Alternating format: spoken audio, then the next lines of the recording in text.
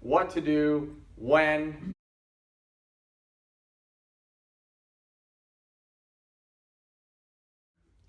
It was something that I learned from Toyota, and it is like magic. It works so good. It's unbelievable if you can have the patience to actually do it. Is the training method from Toyota, and this is, I mean, it works so good. It's crazy, and it's very, very simple. There's 4 steps. So whenever you're teaching anybody anything, you're more than likely teaching them a process of some sort. Everything we do is a process, and we have to believe that every process can be improved. So if it's a long process, you might be looking at the 4 steps and thinking, well, even in 4 steps, that's too much. Break down that long process into 3 separate processes and apply the 4 steps over and over again. So the first step is we're teaching anybody a task. The teacher does.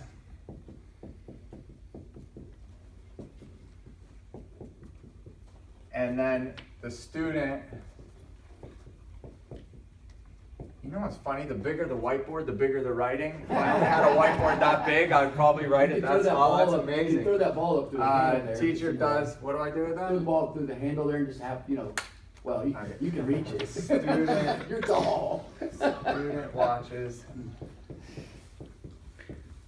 Now, here's the kicker. This is the important one.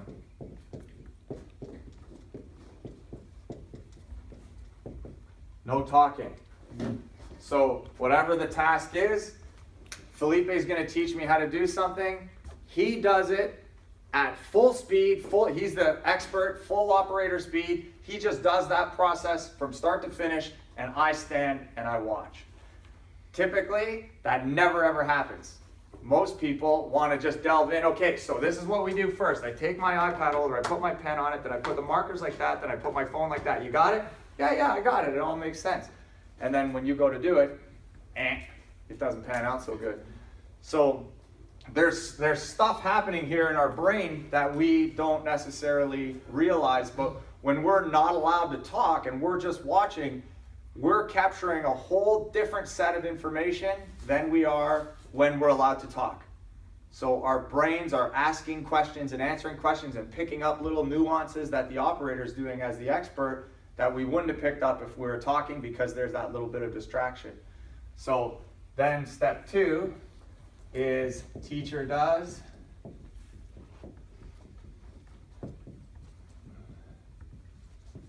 Again, student watches. I love this big board. This is awesome. Now, but this time, I always just say talking.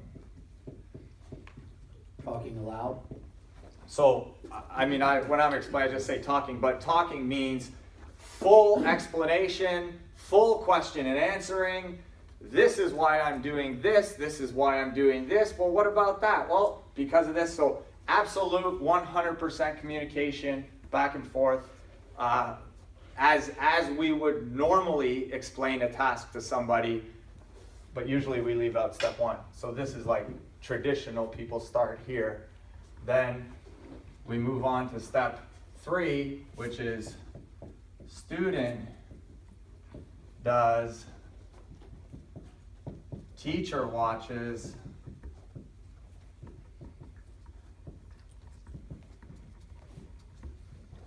and then here again we have talking.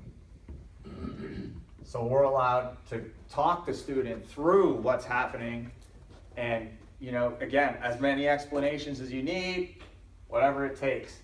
Then we get to step 4, where the magic happens. Student does, teacher watches, and then no talking.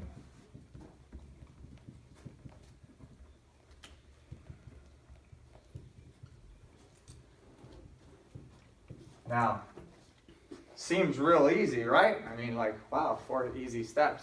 But think of what this means if you're doing, if we're lasering a nameplate.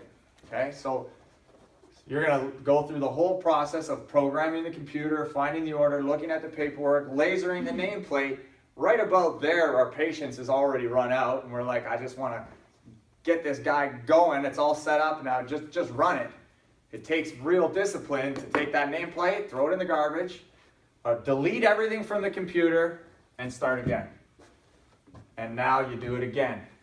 And now you explain it. And when you get to the end, your student is probably a little impatient because this will be new to them, and they'll be like, okay, I got it. And you say, yeah, you do, awesome. Throw the nameplate in the garbage, delete everything from the computer, untool the machines if you have tooling in the machines, and start again. And you go through that cycle each time, and then by the time you get to here, this person has got it. Very, very rarely do you get to the fourth step.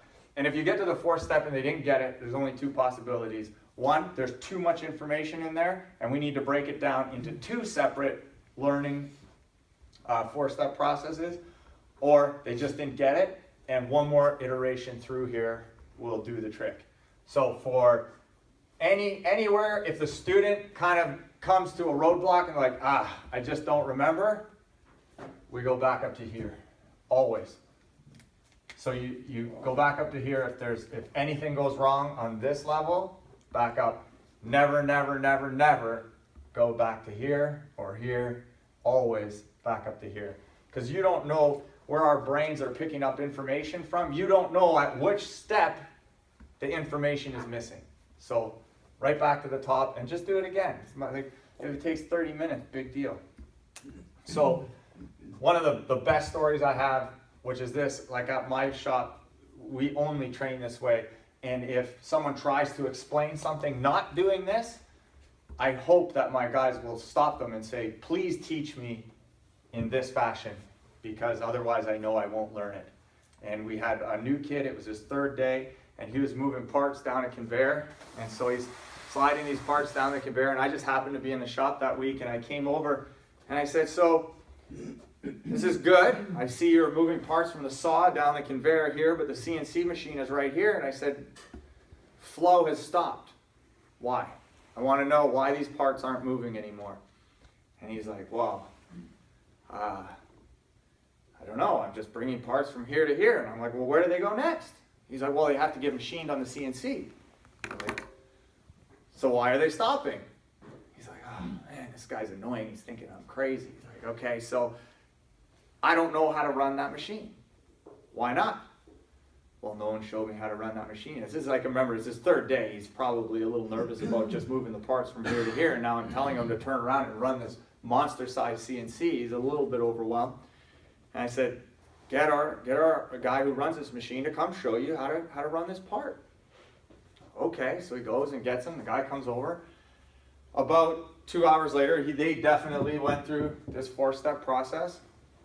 2 hours later, I come over and I'm just watching, and I see flow has been restored. And to a better level, because now we have this new kid who 2 hours ago wasn't doing anything, and now he's running this machine. I'm watching the parts, and he's machining them, and he looked over at me, he's like all excited, like, yeah, I got this is awesome, because it's always nice when the boss sees you doing something right. And I walked over, and I was like, boop, on the E-stop, and I walked over to the computer, and I turned it off. And I walked away again. And he's like, what are you doing? And I said, I didn't say anything. I just stepped back. And I stood there like this. And he clued in a second. He's like, I get it. This is a test. Did I learn how to do that? In 2 minutes, this kid had the machine fired back up, reorientated the machine, pulled up the computer programs, transferred them all onto the computer, started running parts again in 2 minutes. And that was like, I mean, do you need any more? Like, was that a good half an hour that we spent? Whereas we could have just set up the machine for him and said, just push that green button every time you have a part there. And that would have been okay until the machine crashed or went down or someone came by and turned it off on purpose. Then he would have been stuck. Yeah, but he wasn't stuck. And that was amazing. And when we bring in new people into this strange new culture and new way of learning, it's fascinating to them. I got a text from him at the end of last week, and he goes, Brad, you know what? I just had the best week at work. I love what we're doing all this neat stuff. And he goes, by the way, everything that was taught to me using the 4-step process, I remember. Everything that wasn't, I don't. He goes, I'm sold. I was like, perfect. That's all I need out of everybody is the I'm sold. So if you have the patience to do this, it works like magic. So please do it.